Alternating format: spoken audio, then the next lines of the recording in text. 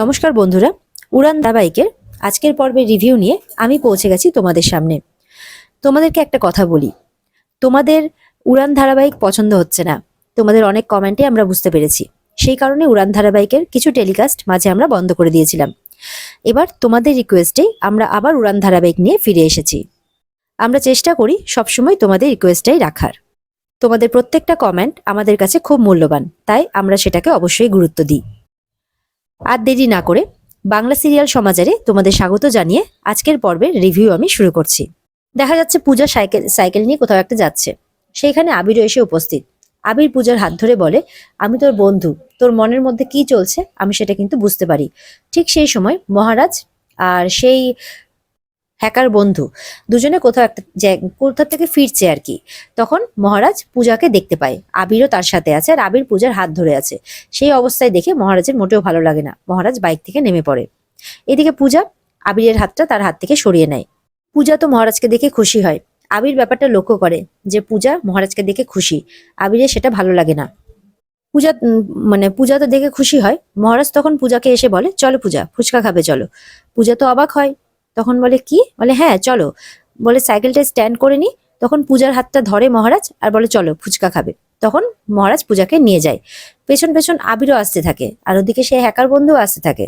মহারাজ ফুচকার দোকানে এসে ফুচকাওয়ালাকে বলে, যত ঝাল আছে আপনার দোকানে, যত টক আছে, যত মিষ্টি আছে, আপনি সব দিয়ে একদম ভালো করে মাখুন।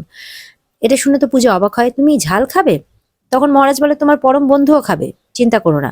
তারপর মহারাজ ব্যাগ থেকে অনেকগুলো টাকা বের করে ফুচকাওয়ালাকে দেয়, বলে আমরা এত টাকার ফুচকা খাবো?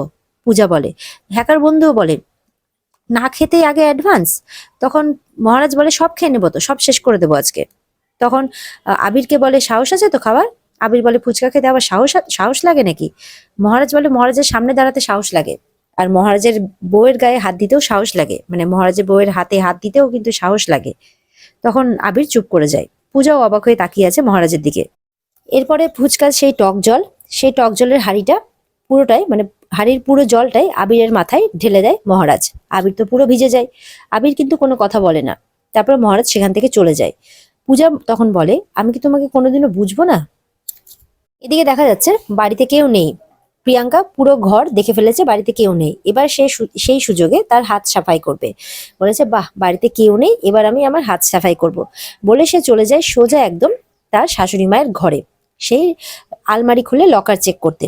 আর ঠিক সেই মুহূর্তে মহারাজরা বাড়িতে চলে আসে। মহারাজ, শিব, মিলি, তার সাথে জয়ন্তরাও আছে। দোলনাটা ঠিক করবে মহারাজ, এই নিয়ে তারা বাইরে কথাবার্তা বলছে।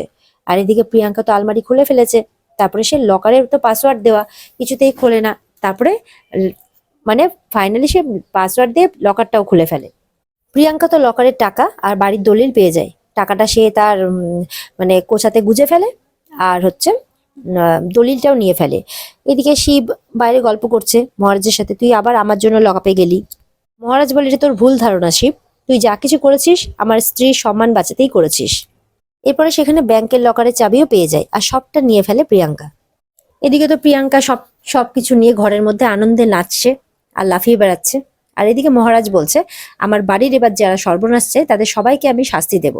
আর মহারাজের সাথে সঙ্গ দিতে পেছন পেছন সব দাঁড়িয়ে পড়ে, জয়ন্তর টিম, এদিকে মিলি, শিব, সবাই মিলে। এদিকে তো প্রিয়াঙ্কা জানতে পারে যে মহারাজরা চলে এসছে, আওয়াজ পায়। এবার তো ভয়ে কি করবে কিছু বুঝতেই পারে না। এই লাফালাফি করতে করতে একটা মস্ত বড় ফুলদানি তার হাত থেকে লেগে পড়ে যায়। সেই আওয়াজটা মহারাজ পায়। মহারাজ পেছন ঘুরে তাকায়, বলে, কি হলো? মায়ের ঘর থেকে আওয়াজ আসছে, বাবা তো নেই, তাহলে বোধহয় মা ফিরে এসেছে। সবাইকে বলে, এই চল তো, দিয়ে ওরা মায়ের ঘরে যেতে থাকে।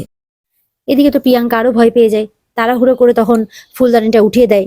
আর এদিকে মহারাজরা সবাই মিলে চলে আসছে। এবার কি করবে কিছু ভেবে পায় না, আলমারিও লাগাতে পারে না। এবার তো ভয়ে পুরো একদম অবস্থা খারাপ প্রিয়াঙ্কার। বলে, তাহলে কি আজকে আমার শেষ দিন? ইতিমধ্যেই মহারাজরা ঘরে ঢুকে পড়ে। ঢুকে দেখে, কি ব্যাপার, ঘরে তো কেউ নেই। প্রিয়াঙ্কা ততক্ষণে চোখের তলে লুকিয়ে পড়েছে, টালমারিগুলো কোনো রকমে লাগিয়ে। এদিকে ফুলদানির একটা ফুল সেই চোখের তলের সামনেই পড়ে আছে। প্রিয়াঙ্কা তো ভয় পেয়ে যায়, এবার কি হবে, এবার বোধহয় আমি ধরা পড়ে যাব। মহারাজ এদিক ওদিক সব দিকটা দেখতে থাকে, কি ব্যাপার, ঘরে তো কেউ নেই, তাহলে আওয়াজ কিসের হলো? হ্যাকার তখন বলে যে, মনে হয় ইঁদুর টিঁদুর হবে। শিব বলে, না, আমাদের বাড়িতে কোনো ইঁদুর নেই। তখন মহারাজ বারবার করে দেখছে, আলমারির দিকে যায়, দেখে পাল্লাটা হালকা একটু খোলার মতো, চেপে দেয়, চেপে বন্ধ করে দেয়। আবারও এদিক ওদিক দেখতে থাকে। মহারাজের মনে যেন কোনো না কোনো সন্দেহ হয়েছে। এরপরে চৌকির তলার ওখানে ফুলটা তার পায়ে লাগে, সে ফুলটা ওঠায়, উঠিয়ে ফুলদানিতে রেখে দেয় আবার। কিন্তু তার মনে সন্দেহ হচ্ছে, কিছু তো একটা গোলমাল অবশ্যই আছে। এরপরে দেখা যাচ্ছে সোমনাথ তার বউয়ের জন্য গরম গরম চপ নিয়ে এসেছে।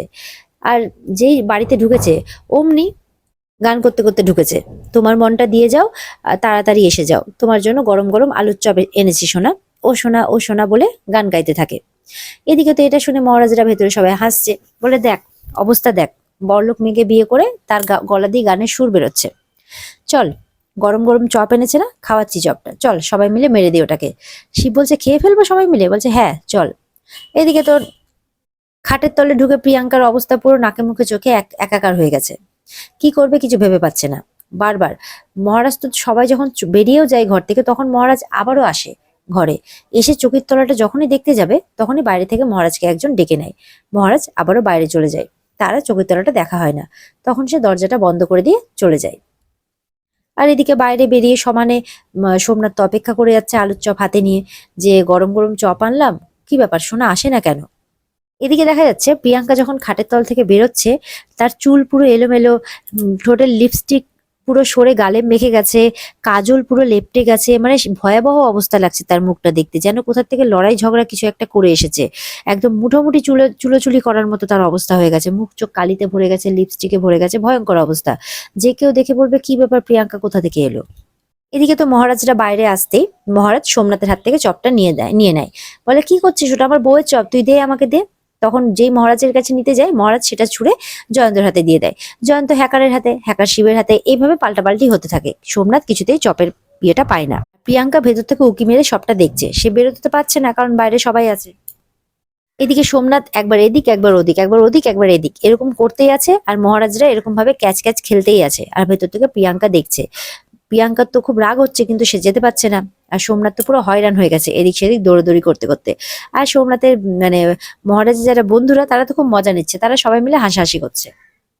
মহারাজ তখন সেই চপটা সবাইকে ভাগে ভাগে দিয়ে দেয়।